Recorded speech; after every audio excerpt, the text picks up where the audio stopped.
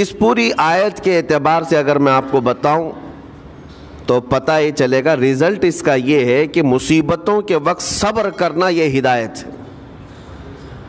ہدایت، اگر آپ ہدایت پر ہیں یا نہیں یہ دیکھنے کے لیے مصیبتوں کے وقت ہی آپ کو دیکھا جائے گا۔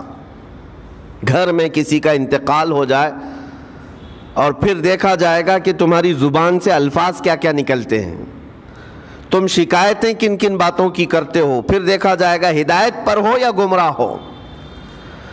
ایک روایت میں یہ بھی ہے کہ جب کسی کے بچے کا یا کسی کے بھائی کا یا باپ کا انتقال ہوتا ہے گھر میں، تو جنازہ اٹھانے سے پہلے ہی وہاں ایک فرشتہ آتا ہے۔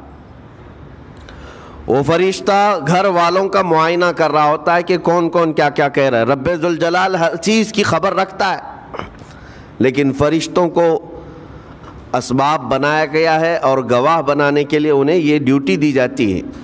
ہر ایک کی زبان سے نکلے ہوئے الفاظ وہ سنتا ہے اور جا کر کے رب تعالیٰ کی بارگاہ میں عرض کرتا ہے۔ اللہ تعالیٰ پوچھتا ہے کہ میں نے فلاں کے گھر سے ایک جان لے لی، ان کا عزیز بیٹا چلا گیا، بھائی چلا گیا، ماں چلی گئی، وہ لوگ میرے بارے میں کیا کہہ رہے تھے؟ فرشتہ کہتا ہے اے رب ذوالجلال، ان لوگوں کے زبان پر شکر کے الفاظ تھے، وَإِنَّا لِلَّهِ وَإِنَّا إِلَيْهِ راجعون کہہ رہے تھے اور وہ صبر کر رہے تھے۔ میں نے گھر والوں کے سب حالات دیکھے۔ اللہ تعالیٰ فرماتا ہے اے میرے فرشتے تو گواہ رہنا، میں نے ان سے جو چیز لیا ہے اس سے کئی گنا زیادہ نعمت انہیں عطا کروں گا، اس سے بہتر نسل انہیں دی جائے گی، اور ان کے غم آج جتنے ہیں اس سے کئی گنا زیادہ خوشیاں میں انہیں جنت کی عطا کروں گا جنہوں نے میری دی ہوئی مصیبت پر صبر کیا۔ اور کوئی گھر ایسا ہوگا جس گھر سے فرشتہ جا کر کہے گا کہ مولا اس گھر والے تو بے قابو تھے، جو منہ میں آیا بکے جا رہے تھے، وہ تو یوں کہہ رہے تھے کہ اللہ کو کیا ہمارا ہی گھر ملا، ہمارا ہی بچہ جانے کو تھا، ہمارے ہی گھر میں یہ آفت آنے کو تھی۔ اس طرح کے الفاظ وہ کہہ رہے تھے اور رب تبارک و تعالیٰ کو ظالم کہہ رہے تھے۔ اللہ تبارک و تعالیٰ اپنے جلال کا اظہار فرماتا ہے، ارشاد فرماتا ہے فرشتے کو اے فرشتے تو گواہ رہنا، انہوں نے میرے بارے میں جیسا گمان کیا اب میں ان کے ساتھ ویسا ہی سلوک کروں گا۔ اللہ تبارک و تعالیٰ کے ساتھ یہ گمان جس طرح بندہ کرے گا اللہ تعالیٰ اس کے ساتھ اسی طرح کا سلوک فرمائے گا۔ اس کو ارحم الراحمین ہی تصور کرو۔ ہمیشہ رب تبارک و تعالیٰ مہربان ہے اور مہربان ہی اس کی طرف گمان کرنا بھی چاہیے مومن کو۔ انشاءاللہ العزیز مہربانی ہوگی، اور بلکہ دلوں کا قرار اور سکون بھی رب تعالیٰ ہی عطا کرتا ہے۔ اے میرے عزیزو، یہ تمہیدی باتوں کے بعد میں اب عرض کرنا چاہتا ہوں، محرم الحرام کے مہینے میں کربلا کے واقعات سنتے ہی رہتے ہیں۔ میرے عزیزو، ہم بچپن سے لے کر اب تک ہر سال کربلا میں ہونے والے عظیم حادثے کو سنتے بھی آ رہے ہیں۔ 14 صدیوں گزر جانے کے بعد بھی اس واقعے کو یاد کرتے ہیں تو آنکھیں بھیگ جاتی ہیں۔ اس میدان میں، وہاں کے ریگزاروں میں رسول کریم صلی اللہ تعالیٰ علیہ وسلم کے اہل بیت کا جو امتحان تھا وہ کتنا سخت تھا، کتنا کٹھن تھا۔ کسی ایک کے ساتھ کوئی معاملہ ہو جائے تو سمجھ میں آئے، امام عالی مقام سید الشہداء امام حسین رضی اللہ تعالیٰ عنہ کو کتنا بڑا امتحان دینا پڑا ہوگا۔ ایک نہیں، اپنے خاندان کی 29 لاشیں انہوں نے اٹھائی ایک دن کے اندر، اپنے خاندان کی، پھر دوسرے ان کے اصحاب اور رسول اللہ کے صحابہ بھی اس میں موجود ہیں، اور دوسروں کے بچے بھی اس میں موجود ہیں۔ کل ملا کر 72 لوگوں کی وہاں پر جانیں گئی ہیں، شہادت کا جام انہوں نے نوش کیا ہے، لیکن ہر گھڑی امام حسین ہر موت کو دیکھتے رہے۔ آج کبھی تصور کرنا، ہمارے گھر میں کسی ایک فرد کا انتقال ہو جائے تو گھر پورا عجیب سا ہو جاتا ہے، پورے گھر کا سکون غارت ختم ہو جاتا ہے۔ ہم میں سے کوئی کھانا پینا نہیں چاہتا ہمارے باپ کا انتقال ہو یا بیٹے کا انتقال ہو یا بھائی یا ماں کا انتقال ہو، لیکن امام حسین کی وہ بات مجھے یاد آتی ہے جب اپنے جوان بیٹے علی اکبر کی لاش پر گھوڑے دوڑتے ہوئے بھی دیکھ رہے تھے، اپنے سگے بھتیجے امام قاسم کا سر الگ کر دیا تھا یزیدیوں نے، اور اس سر کو اپنی گود میں رکھ کر کے بیٹھے ہوئے تھے، اپنے سگے بھائی حضرت عباس علمبردار کے ان کے آنکھوں کے سامنے دونوں ہاتھ کاٹے گئے تھے، اور حضرت عباس کے سینے میں نیزہ مار کر کے انہیں گرایا گیا تھا۔ اتنا ہی نہیں میرے عزیزو، امام حسین اس خونی منظر کو اپنی آنکھوں سے دیکھیں جب 6 ماہ کے علی اصغر کو لے کر پانی طلب کرنے گئے تھے تو یزیدیوں نے گلے پر تیر ایسا لگایا تھا کہ خون کا فوارہ مولا حسین کے چہرے پر آ کر لگ گیا۔ پورے کربلا کے واقعات پڑھنے کے بعد میں نے محسوس کیا اتنے پورے واقعے گزر جانے کے بعد بھی ایک چیز کربلا میں نہیں ہوئی، باقی سب آفتیں آئی ہیں، ایک چیز نہیں ہوئی، وہ کیا ہے؟ امام حسین کے زبان سے کوئی شکایت نہیں ہوئی، کوئی شکوہ نہیں تھا، یہ نہیں تھا کہ سارے بجلیاں ہم پر گر پڑی ہیں، اس خاندان کا کون ہے؟ سوائے زین العابدین کے اس پورے خاندان میں کوئی مرد باقی نہیں رہا، پورے خاندان کے بچوں کو، ان کے بڑے مردوں کو، سب کو وہاں پر شہید کر دیا گیا تھا۔ میں عرض تو کر رہا ہوں ایک خاندان کے 29 لوگوں کی لاشیں میدان میں پڑی ہوں، وہ کیسا منظر ہے؟ ایک تو میں امام حسین کے صبر کو دیکھتا ہوں، اللہ تعالیٰ نے فرمایا آیت کریمہ میں کہ ہم تمہیں آزمائیں گے، آزمائش کریں گے کچھ جانیں لے کر کے، لیکن میں سمجھتا ہوں اتنی بڑی آزمائش کہ ایک ہی دن میں ایک ہی خاندان سے 29 لوگوں کی جانیں گئی ہو، اس سے بڑی آزمائش ہوگی؟ یہ کتنی بڑی آزمائش ہے اور کتنا بڑا امتحان ہے۔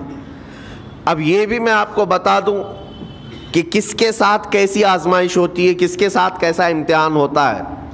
آپ کو سردی بخار دے کر کے آزمایا جاتا ہے، کسی اور کو کچھ اور بیماریاں دے کر، یا کسی اور کو کسی اور مصیبت کے ذریعے سے، لیکن یہ آزمائش کی جو کیٹیگری ہے وہ کیسے طے ہوتی ہے پتہ ہوں؟ میرے آقا صلی اللہ تعالیٰ علیہ وسلم نے فرمایا جس کا ایمان جتنا بلند ہوگا ویسی ہی آزمائش آئے گی۔ یہ کربلا کے امتحانات سے یہ بات تو ثابت ہوتی ہے کہ امام حسین کے ایمان کا درجہ کیا رہا ہوگا، ان کے ایمان کا مقام کیا رہا ہوگا، اس ایمان کی بلندی کے اعتبار سے ان پر آزمائش آئی۔ اسی لیے تو بزرگوں نے فرمایا کہ ہم میں سے کوئی بھی امام حسین کے صبر کو نہیں پہنچ سکتا۔ استقامت اور صبر یہ دو چیزیں ایسی ہیں اچھے اچھے لوگوں کے پیر ڈگمگا جاتے ہیں۔ استقامت کا مطلب ہے ڈٹے ہوئے رہنا حق پر، اور یہ سب کو نہیں مل پاتا، یہ خصوصیت سب کو حاصل نہیں ہوتی۔ ایک امام حسین کی وہاں پر ہم نے استقامت دیکھی اور ان کا صبر دیکھا، دوسرے سب سے بڑا صبر جو ہم نے دیکھا ہے وہ سیدہ زینب رضی اللہ تعالیٰ عنہا کا۔ وہ خاتون امام حسین کی سگی بہن ہے، سیدہ فاطمۃ الزہرا کی بیٹی ہیں، حیدر کرار کی نور نظر میرے آقا صلی اللہ علیہ وسلم کی گود میں کھیلی ہوئی ہیں۔ سیدہ زینب سلام اللہ علیہا جب وہ کربلا کے میدان میں موجود تھیں، ان کی عمر مبارک بھی تقریباً 55 سال کے قریب تھی۔ 55 سال کی اگر خاتون میدان میں یہ تمام خونی مناظر دیکھ رہی ہو، ہماری عورتوں کو آپ جانتے ہیں کہ ایک چھوٹی سی مصیبت پر واویلا مچاتی ہیں، اور سیدہ زینب وہ ہیں جن کے خود سگے شہزادے عون اور محمد ان کی آنکھوں کے سامنے مارے گئے تھے اور ٹکڑے کیے گئے تھے۔ سیدہ زینب سلام اللہ علیہا اس پر بھی خاموش رہی، لیکن اندازہ کرو جب سارے شہید ہو گئے تھے، امام حسین اپنے خیمے سے نکلنے کو تھے، جب کربلا کے میدان میں خود گھوڑے پر سوار ہونے کو تھے، جانتے ہیں یہ منظر کیسا رہا ہوگا۔ عورتیں تو ماتم کرتی ہیں ایسے حالات میں، لیکن وہ اہل بیت کی عورتیں تھیں۔ سیدہ زینب خود کھڑی ہوئیں اور اپنے خیمے میں امام حسین کو لے گئیں. ایک صندوق تھا پرانا، اس کو کھول کر کے اس میں سے ایک جبہ نکالا اور کہا میری ماں نے مجھے یہ وصیت کی تھی کہ جب حسین میدان میں اترنے کی اس کی باری آئے تو اس دن ہو سکتا ہے وہ مجھے یاد کرے. زینب اگر تو اس دن باقی رہے، تو اس دن زندہ رہے تو اپنے ہاتھوں سے یہ حسین کو جبہ پہنانا. سیدہ زینب سلام اللہ علیہا انہوں نے خود اپنے ہاتھوں سے امام حسین کو یہ لباس پہنایا. کیا اس مقام پر کوئی اتنی طاقت رکھتا ہے کہ پورا گھر لٹ گیا ہو اور اپنے سگے بھائی کو جبہ پہنا کر کسی شادی میں نہیں، پھر جنگ کے میدان میں اتار رہے ہو؟ اس خاتون کے استقامت پر لاکھوں سلام. سیدہ زینب سلام اللہ علیہا وہ معمولی خاتون نہیں ہے، صبر کا پہاڑ تھیں. میں آپ کو بتاؤں، مصیبت کے وقت ایک بار کسی کا قتل ہو جائے تو وہ ایک موت ہے، لیکن یہاں پر کربلا کے میدان میں سیدہ زینب جتنی موتیں دیکھ رہی تھی، ہر موت پر ایک موت کی تکلیف ہے، ہر موت پر ایک موت کی تکلیف، لیکن وہ صابرہ و شاکرہ رہیں. پوری تاریخ میں ڈھونڈ کر کے آپ نکالیں، کہیں پر بھی سیدہ زینب نے نہ اپنے بال نوچے، نہ کپڑے پھاڑے، نہ چہرے پر ہاتھ مارا، بلکہ ایسا صبر کا دامن پکڑی رہیں کہ پوری زندگی بھر انہوں نے صبر کی تلقین کی تمام خواتین کو. گھر لٹانا، گھر کٹانا، کوئی سر کٹانا کوئی تم سے سیکھ جائے، جان عالم ہو فدا اے خاندان اہل بیت. امام زمن فاضل بریلوی رحمۃ اللہ علیہ نے فرمایا ہے، سر کٹانا، گھر لٹانا کوئی تم سے سیکھ جائے، جان عالم ہو فدا اے خاندان اہل بیت. عزیزان گرامی وقار، یہاں پر ان حالات کے بعد میں آپ کو ایک بات ضرور کہنا چاہوں گا. مصیبتیں ہمارے گھر بھی آتی ہیں، آفتیں تکلیفیں ہمارے گھر بھی آتی ہیں، لیکن کیا ہم ان مصیبتوں کا سامنا کرتے ہیں، استقبال کرتے؟ نبی اکرم صلی اللہ تعالیٰ علیہ وسلم نے تو ارشاد فرمایا، مومن کو جب مصیبت آتی ہے تو اس کے لیے وہ نعمت ہے. دو چیزوں میں سے ایک چیز ہوگی اس کے ساتھ. اگر بخار بھی آئے، میرے آقا فرماتے ہیں اگر بخار بھی آیا ہے تو دو باتوں میں سے ایک بات ہوگی اس کے ساتھ، یا تو رب تبارک و تعالیٰ اس کے گناہ معاف کرے گا یا تو اس کے درجے کو بلند کرے گا. مصیبت اگر آئے تو ایک بات یاد رکھنا، رب تبارک و تعالیٰ اپنے محبوب بندوں کو، پسندیدہ بندوں کو آزمائش میں ڈالتا ہے. ورنہ جو لوگ یہ سمجھتے ہیں کبھی طبیعت خراب ہی نہیں ہونا چاہیے تو فرعون بن جاتے ہیں. ایسے لوگ، فرعون کو 90 سال تک نہ کبھی سردی آئی نہ بخار، کبھی کوئی بیماری نہیں. اور جب بندہ کبھی بیمار نہیں ہوتا تو اپنے آپ کو خدا تصور کرنے لگ جاتا ہے، میں تو دنیا کا سب سے مضبوط آدمی ہوں، مجھے کچھ نہیں ہوتا. لیکن مصیبتیں دے کر کے رب تبارک و تعالیٰ تمہیں تمہاری حقیقت بھی بتاتا ہے، اور انسان کو انسان کی لمٹ میں رہنا سکھایا جاتا ہے. تمہاری حیثیت صرف اتنی ہے کہ اگر نس رک گئی، دل کی دھڑکنیں ایک آن کے لیے اگر رک گئی تو سب ختم ہے. اس لیے تمہیں رب تبارک و تعالیٰ کے حضور جانا ہی ہے تو صبر بھی سیکھو اور شکر بھی سیکھو. آج مصیبتیں اور آفتیں آتی ہیں تو واویلا کرنے والوں کے لیے میرا میسج ہے، اللہ تبارک و تعالیٰ تمہاری ہر بات کو دیکھ رہا ہے. تمہارے چیخنے سے، چلانے سے، تمہاری شکایت کرنے سے گئے ہوئے آدمی کی جان واپس تو نہیں آنی ہے. تمہارا عزیز ترین بھائی مر گیا، تم جس سے سب سے زیادہ پیار کرتے تھے وہ بیٹا انتقال کر گیا. مجھے بتاؤ، تم 10 لوگوں میں چیخو گے، چلاؤ گے، رب تعالیٰ کے حضور بری بری باتیں بھی کرو گے تو کیا وہ گئی ہوئی جان واپس آ سکتی ہے؟ میرے عزیزو، یہ وہ حکومت نہیں ہے کہ تمہارا احتجاج کرنے پر قانون واپس لے لیا جائے. تمہارے سب مل کر کے پروٹیسٹ کرنے سے حکومتیں اپنے فیصلے واپس لے سکتی ہیں، لیکن وہ رب ذوالجلال شہنشاہ اعظم کا قانون ہے. وہاں نبیوں کی بھی جو روح لی گئی، وہاں پر اللہ تبارک و تعالیٰ نے اپنے محبوب نبیوں کی بھی روح کو قبض کرنے کا حکم دیا، تو کیا سب کے غم منانے سے وہ روحیں واپس کرنے کا فیصلہ کیا گیا ہے؟ نہیں میرے عزیزو، اس عالم میں، اس کائنات میں پھر کوئی ہمارے رونے چیخنے چلانے سے واپس نہیں آتا۔ ہاں غم کرنا اپنی جگہ پر ہے، لیکن غم کا شرعی طریقہ کیا ہے؟ میرے آقا صلی اللہ تعالیٰ علیہ وسلم نے بھی غم فرمایا۔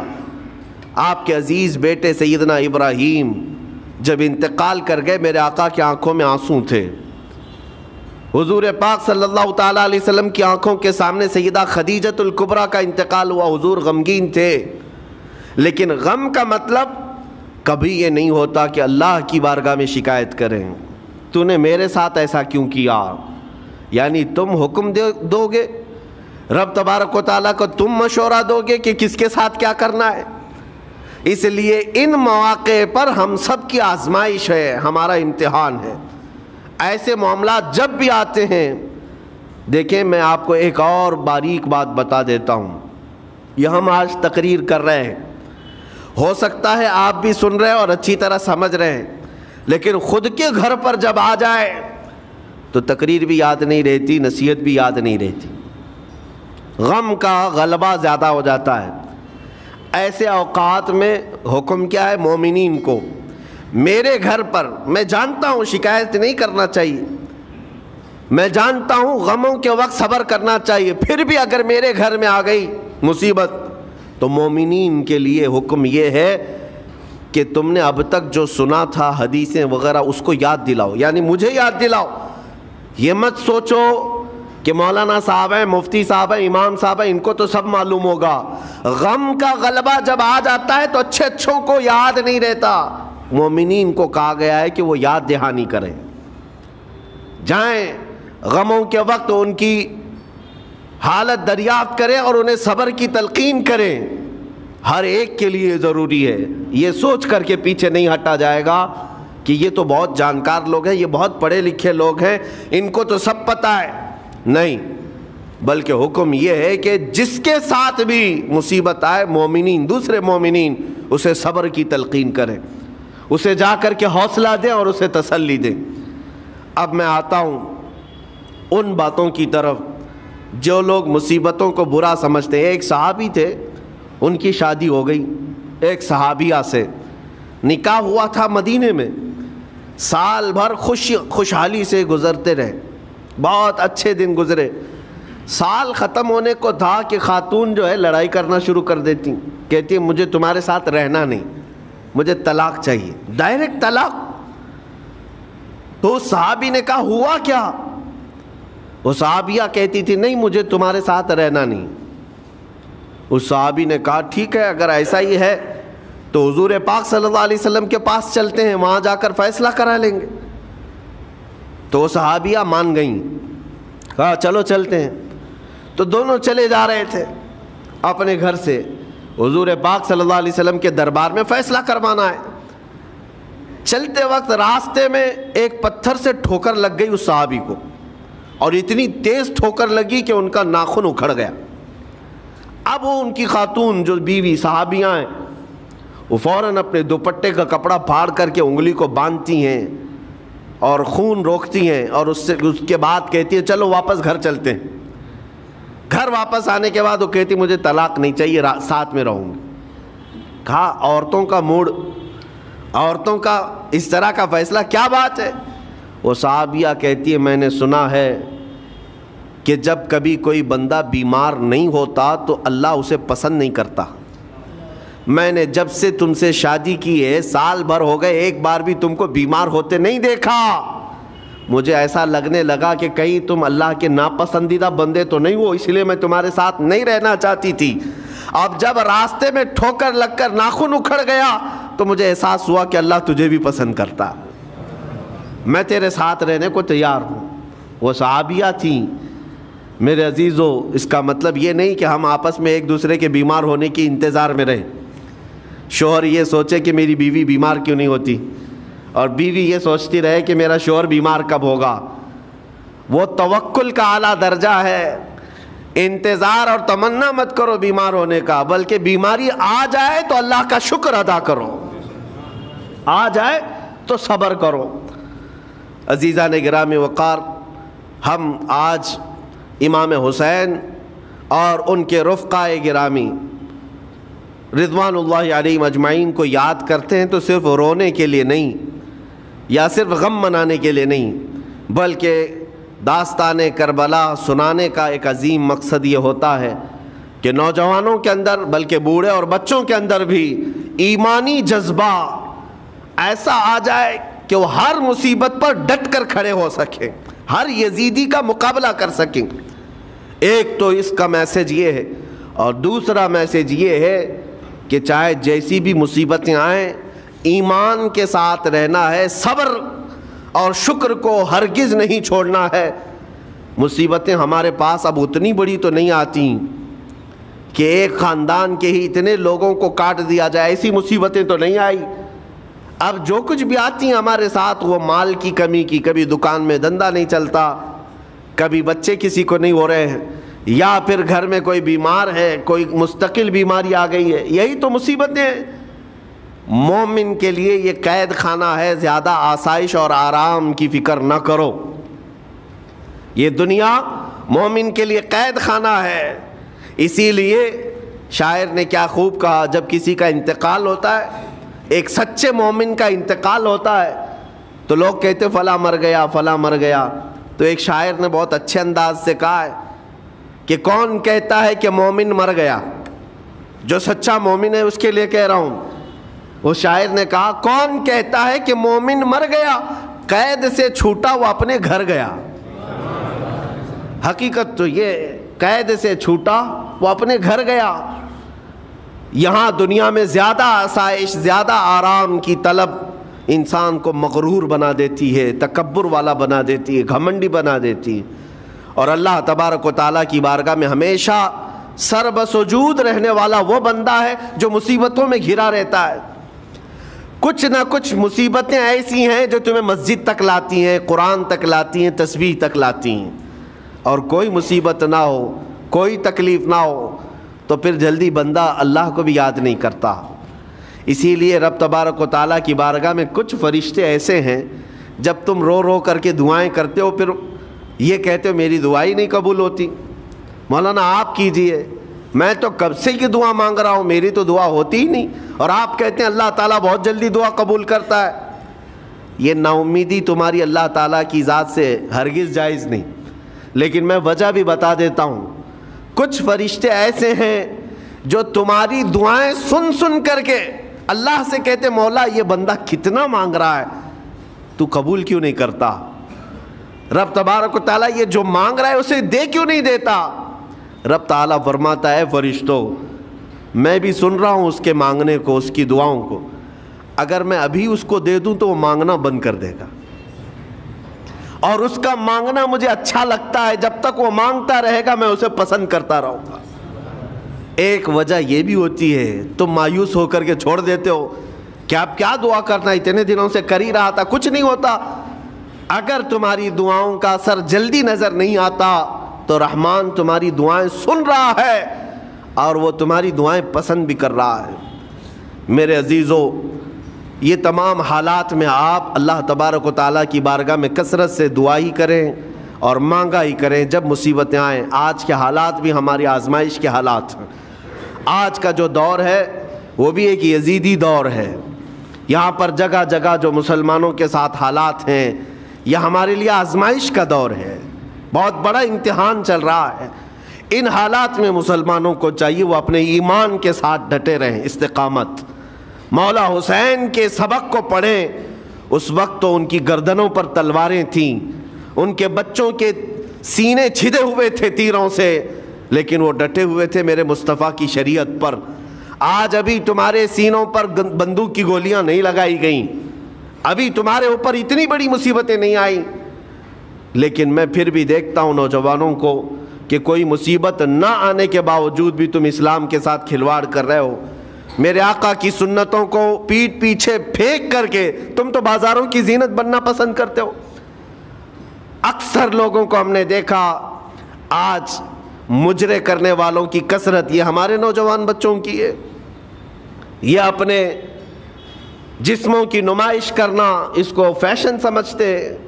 نہیں میرے عزیزو، امت مصطفیٰ اور وہ بھی امام حسن اور امام حسین کے غلام اس مردار دنیا پر کبھی بھی اپنی حکومت نہیں چاہتے. اس مردار دنیا کے وہ کبھی خواہش مند نہیں ہوتے.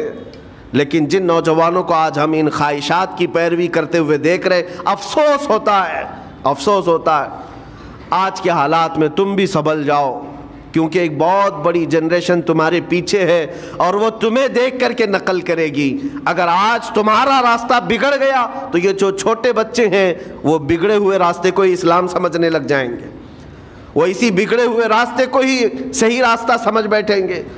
اسی لیے آج نوجوانوں کی کثرت میرے آقا صلی اللہ تعالیٰ علیہ وسلم کے عاشقوں کی ہونا چاہیے.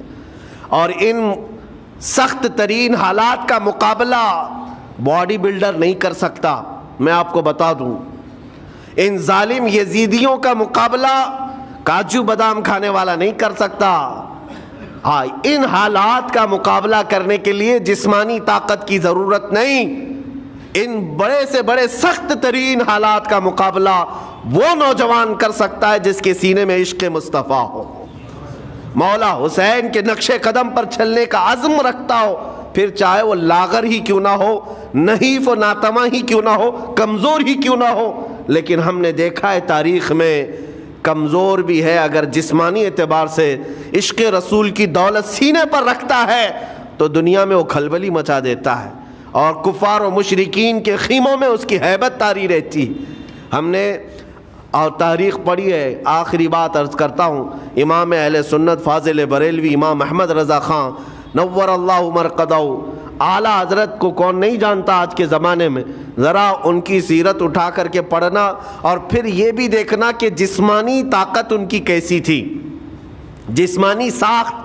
کیا وہ چلتے تو لہیم شہیم تھے، اونچے چوڑے اور سینہ بھرا ہوا کہ لوگ صرف جسم کو دیکھ کر کے ڈر جائیں؟ نہیں، اعلیٰ حضرت فاضل بریلوی رضی اللہ تعالیٰ عنہ اس طرح جسمانی بہت اونچی چوڑی صلاحیت کے نہیں تھے، بلکہ بہت ہی ہلکا جسم رکھتے تھے. ہلکا جسم، دبلے پتلے تھے، لیکن جب اپنے حجرے میں بیٹھ کر کے قلم چلاتے تھے تو دنیا کے کونے کونوں میں ان کی گونج ہوتی تھی اور بڑے بڑے قلعوں میں جو ہے زلزلہ آ جاتا تھا. اور سرکار غوث پاک رضی اللہ تعالیٰ عنہ کو کون نہیں جانتا. غوث پاک کا حال تو یہ تھا، جسمانی اعتبار سے آپ کی گردن کی ہڈیاں بھی دکھتی تھیں، اتنے دبلے تھے. اور کثرت عبادت کی وجہ سے، کثرت مجاہدات کی وجہ سے آپ کا جسم بہت ہی کمزور تھا. بلکہ ایک وقت کا واقعہ بھی ہے کہ آپ چلتے چلتے غش کھا کر گر گئے، چکر آ کر گر گئے.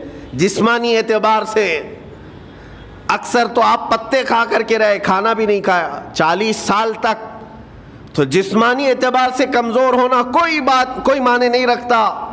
لیکن دنیا یہ بھی جانتی ہے، گردن کی ہڈیاں ہی کیوں نہ دکھتی ہوں، ہاتھ و پیر کی ہڈیاں ہی کیوں نہ دکھتی ہوں غوث پاک کی، لیکن روحانی طاقت کا حال یہ ہے کہ کسی قبر کو ٹھوکر لگا دے تو مردہ زندہ ہو جائے. اس طاقت کو میں آج آپ کے سامنے کہنے کی بات کر رہا ہوں. عشق مصطفیٰ سینے میں ہو اور سچی عقیدت و محبت حسنین کریمین سے رکھتا ہو اور پھر اپنے طریقے بدل لے تو بڑے جسم اور ڈیل ڈول بنانے کی ضرورت بھی نہیں آئے گی.